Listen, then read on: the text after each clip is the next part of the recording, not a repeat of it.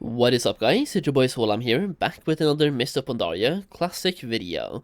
Now today we'll be talking about a gold making strategy that you can use to print gold early in the expansion, and this is a method that has insane potential to make a bunch of gold in phase 1, potentially even phase 2, but the later we get into the expansion itself, the less gold this will make. Either way, at the start, this will be absolutely blowing up and you will make a lot of gold from this method, and the good thing is, you can start working towards this right now in Cataclysm.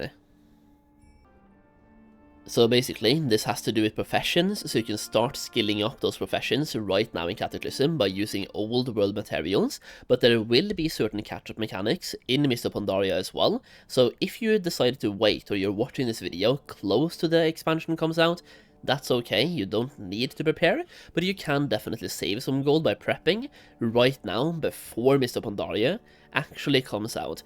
We will talk more about that later in the video. First though, I just want to say, there will be a lot of different ways you can make a lot of gold in Mists of Pandaria. It is a very good expansion to just make gold, farm gold, and there's so many different things you can do in this expansion.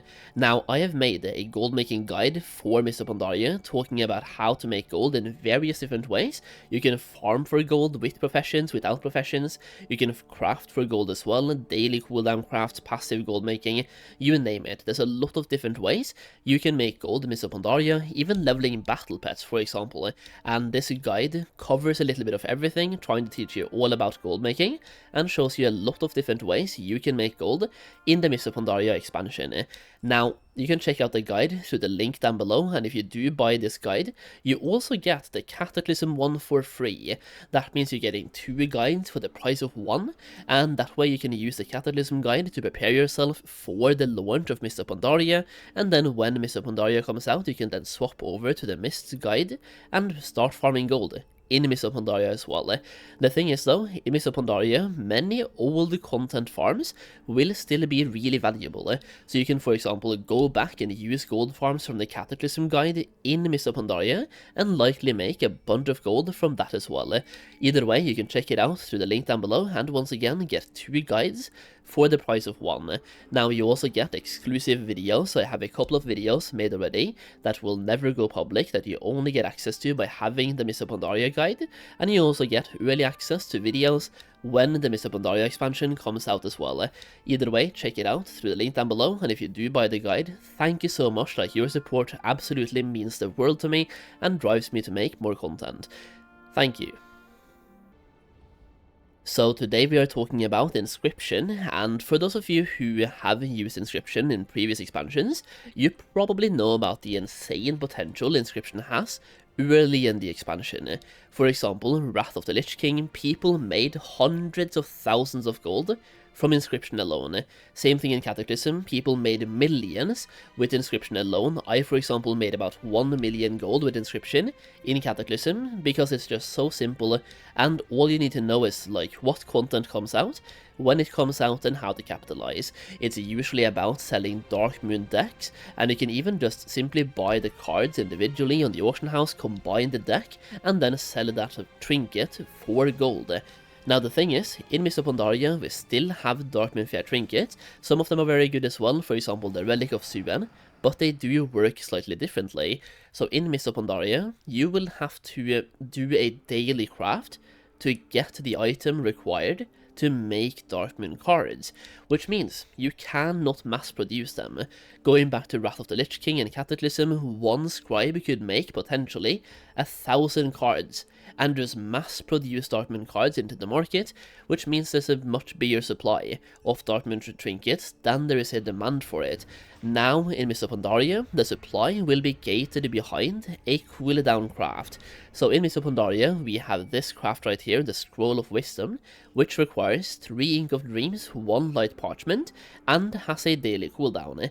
Now the thing is, while you're doing this craft, you will also have a chance to get more recipes, so you will want to do this craft anyway, just to get more recipes to craft and make more gold.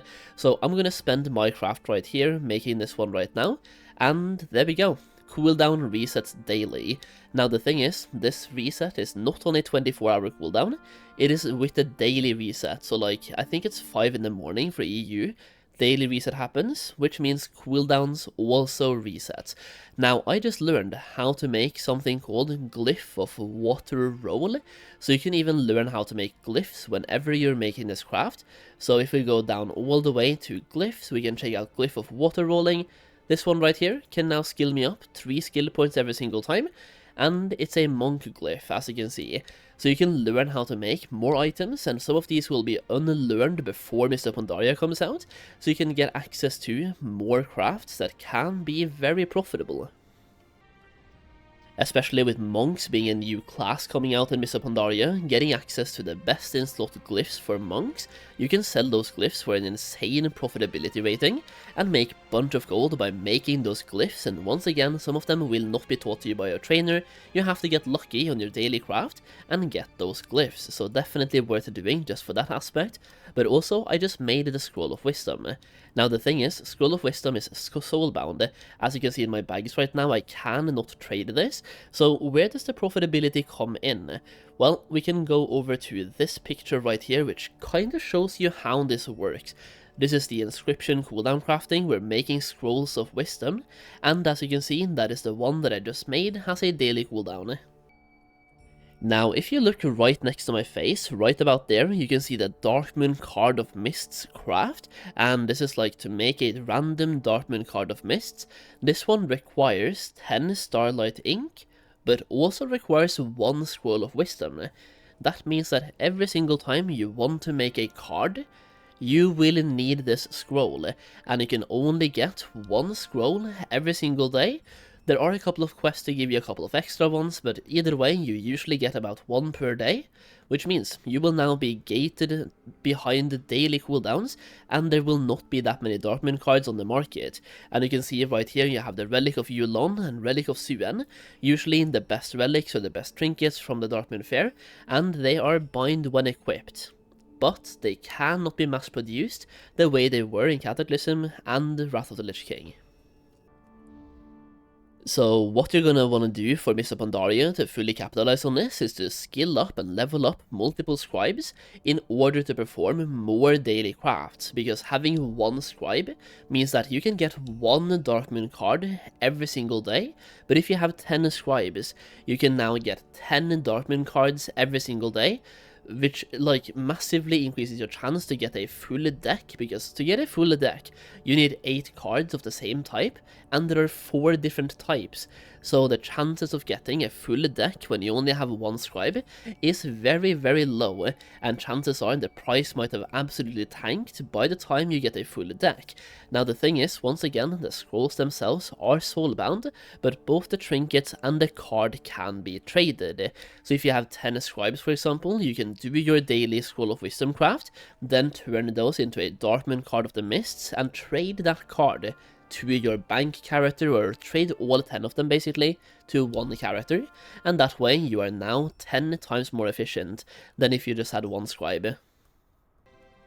Now, what you can do right now in Cataclysm to prepare yourself for this is to simply level up characters and then skill up Inscription on those characters as well, because as you can see, you need to have about 530 skills in Inscription to start doing this craft, which also means you can max this out to 525 right now in Cataclysm, get like 5 more skill points, and you are good to go. Now the thing is, you don't have to do that, but you can definitely save some gold and time by skilling up Inscription ahead of time, by using, for example, old Azeroth materials, Eastern Kingdoms, Kalimdor, Outland, Northrend. Usually those herbs are pretty cheap right now, but if you are waiting until Mists of Pandaria comes out, you can also craft one thing like Tome of the Clear Mind. You can craft this all the way from about 50 skills or something, all the way to 600. That way you can just spam craft one craft over and over and over again, but it will likely be way more expensive. And just to show you guys that this catch-up mechanic actually works, this right here is footage of me using the Tome of the Clear Mind to skill up all the way from about 150 skill all the way to about 500 plus by simply burning through a lot of Ink of Dreams. And usually you can get some gold back by selling the tomes, but you will end up burning a lot of gold by doing this. Now this will give you 3 skill points for every single craft, so you basically have to do about 200 crafts, so 200 Ink of Dreams, so whatever that price is. If the inks are 10 gold each on your server, that will be 2000 gold, but chances are this will be way more expensive than that to skill up all the way from scratch and all the way to max. So usually you will save yourself some gold by prepping right now, so skill up using old Azerothian herbs, Outland herbs, Northern herbs, and that way you are good to go and don't have to waste this time or this gold when Mists of Pandaria comes out. Either way, you do have this catch-up mechanic that you can use when Mists of Pandaria comes out, and it can be very good if you just like either don't skill up before Mists of Pandaria comes out, or if you just want to save time or do it very simple. Instead of buying at like 20 different herbs on the auction house, all you have to do is buy a bunch of Ink of Dreams and stand still and craft one craft over and over again. Either way, having scribes and performing this craft right here on a daily cooldown is going to be incredibly valuable in Mists of Pandaria, and if I had to give a price tag on it, it's going to vary from, first of all, North America versus Europe, and then also from server to server. PvP server, PvE server, prices are usually different, but I'm just going to estimate you're getting about 1000 gold every single day per scribe. So if you have 1 scribe, that is 1000 gold per day. If you have 10 scribes, that's going to be 10,000 gold per day, simply by doing your daily craft. And then you also have to factor in the fact that you can get access to some pretty premium glyphs, like for example monk glyphs, by doing that daily craft as well, making you even more gold. Inscription is going to be an absolute gold mine at the start of the expansion, and you really don't want to miss out. Either way, hopefully this video clarified how this system works, and hopefully it helps you make gold in Mists of Pandaria. Once again, check out the gold making guide through the link down below in the pinned comment or the description, and thank you for watching. I really do appreciate it, and I'll see you again in the next video very soon.